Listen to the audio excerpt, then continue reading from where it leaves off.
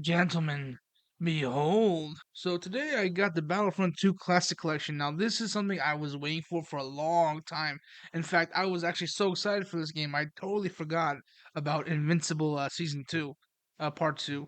But yeah, this game it was on my radar for a bit. I was very excited. Sadly, the game came out with such controversy and bugs, and it completely ruined the game. And so I'm just gonna start about let's just start with the bugs first. So if you haven't heard about it, I'm sure you have, but the game launched when the game launched, it was in a horrible state. There was only 3 servers on PC for 10,000 players. That's fucking insane.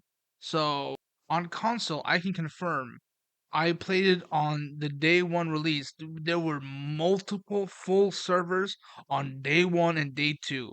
There were multiple full servers. And then after all the controversy, it's March 22nd, 2020, March 22nd, 2024 of doing this recording, and the players are gone.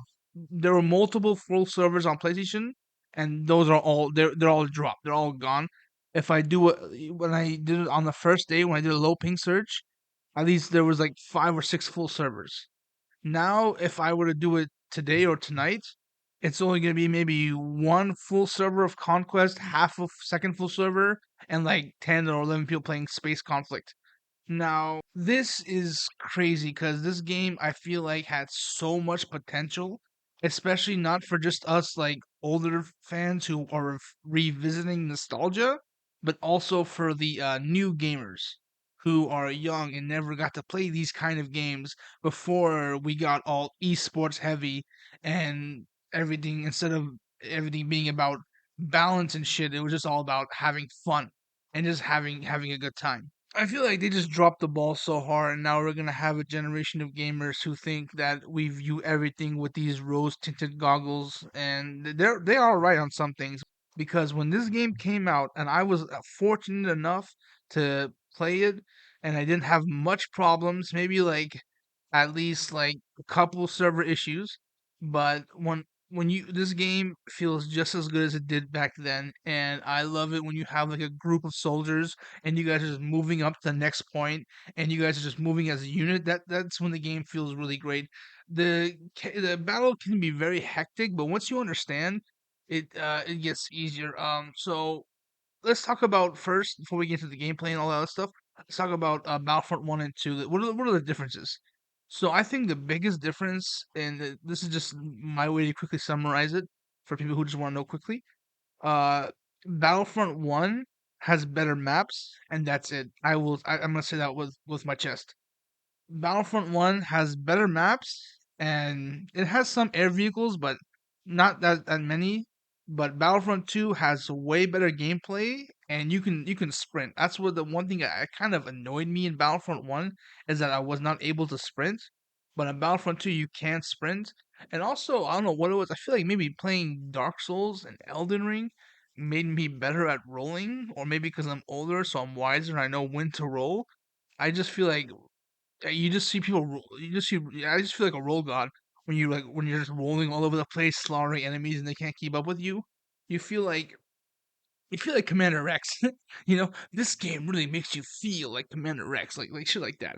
Like that's the stuff that's really cool. So I want to get into now the let's get into single player. So single player is just as I remembered. It's pretty hard. I don't know if it's like they made it harder, but like um, so single player, there's Galactic Conquest and Rise of the Empire. And Rise of the Empire is like the story mode where you play in the perspective of the clone troopers during like the third movie. Well, during the Rise of the Empire, and it's really cool because you get to see like behind the scenes information and get to learn lore about the world and what they were doing. And it's just like a little like a little cool nerd shit. And then there's Galactic Empire, which is kind of like a board game type thing where like if you've ever played Risk, it's kind of like that where two factions kind of have a there's like a map, and the two factions there's a bunch of planets in the map, and two factions control the planets, and they have to take turns attacking and defending to try and gain control of all the planets. and once they gain control of all the planets, they win, and that's basically how that works. And it was a fun mode. I remember doing it a lot back in the day, but I don't know what it is. But I played it recently, and I don't know what the fuck they did to the AI in this game. But the AI are playing like actual armies, like they're like formed up in like perfect military order, and behind them are tank guys, and it's like, bro, what? How the fuck am I supposed to do this? Because like I wasn't even playing by myself. I had my friend with me, and we were playing that shit like the other day, and it was like, damn, dude, we're getting our asses whipped right now, and we actually had to like go in to stop it. But like that was something I found interesting. The multiplayer is how it should be. It's always They have three modes in multiplayer, which is conquest, which is kind of like domination, uh hero war or whatever, which is like instead of playing as soldiers, you play as the hero characters, like the Jedi characters, or like Han Solo or Leia, or one of them. um, and then there's Space Assault, which I think is the coolest one in number two, which is like, so Space Assault. I don't remember off the top of my head if it's in one. I've just been playing nonstop too. But Space Assault is like you have two ships, and you have to like get into the plane. It's really cool. It adds space combat into it's kind of like domination. Oh, not domination. I'm sorry. That was conquest. It's kind of like sabotage, where your job isn't to go inside the enemy ship and blow up their ship from the inside, and you can also do shit like attack their ship from the outside to make it easier to get inside their ship. And while you're trying to get in their ship and destroy the ship, their ship parts, they have their own pilots, their own people attacking your ship. So you can like, I suck at flying the ship, so when I play these games, I either try and wait for them to put the spawning, because there's a special vehicle that you can spawn in, and sometimes smart players will put that vehicle in the enemy spawn, so you can just spawn in their area, and that's good. But usually smart enemies will take you out fast. But normally I would play as a defender, so I would stay inside the base. I wouldn't fly out. I would stay and I would wait for enemies to come inside the base, and I would just blast them, because normally when they fly inside the base, they're not expecting anybody to be there, because everyone's just like dicking around. But yeah, those are the modes.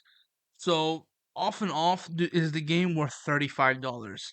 And as much as I want to on PlayStation, maybe, but on PC and Xbox, I don't think so. I think this game is worth maybe at the most 15 bucks. I mean, I do want people to buy the game. I feel like people should buy the game, because the game is a lot. It's good arcade shooting fun, and I feel like that kind of mindset is like dead. And I feel like I want this game to prosper, to show other developers that these kind of games aren't dead. But like looking at the way the reception is and how the player base is now, like, I'm not even lying with you, dude. On day one and day two, multiple servers were full. If I go to that shit now, there's only two servers full, maybe two if I'm lucky. And that's crazy. That shows how bad the backlash of this game was, because people just refunded in mass. It's just disappointing, because this game could have been so much better and so much cool. It's like the perfect song is like when you boot up Battlefront 2, and it goes, oh, like, that's the song that plays when the Jedi gets slaughtered. That's the perfect music to sum up this game's launch, because we got fucking betrayed and slaughtered by them, and it's just Aspire like as the clone troopers, and we're like Kit Mundi trying to like deflect that shit, and we're getting blasted with all that fucking shit, and I just feel like Aspire. The two people I feel bad for is one. I feel, well, not that bad now, because I'm looking, and right now they're getting a lot of views, and that is Battlefront content creators, because I feel like they kind of got fucked, because the game that was supposed to like launch them to another level of popularity kind of got screwed over. And I feel bad for, especially people like 100% Star Wars and guys like that, and Battlefront official. I feel like those guys kind of succeeded, and they got screwed over, because they succeeded because like the controversy probably boomed up their channels. A lot of people saw the controversy stuff, but it also fucked them over, because people who make Battlefront content is not going to be as popular now, because people don't want to watch the game or play the game, because the game's a buggy mess. So that's just my take from it. Aspire. If you are aspire, if you're listening to this guy who gets no views and like you're like fuck it, what does this guy have to tell us? Or this is my advice if you want to turn the game around, and that is make the game cheaper, maybe like 15, maybe $20. Like I feel like that's a fair price. That's a fair price for the game, especially because there's two of them. 35 for a half-assed remaster is kind of shitty.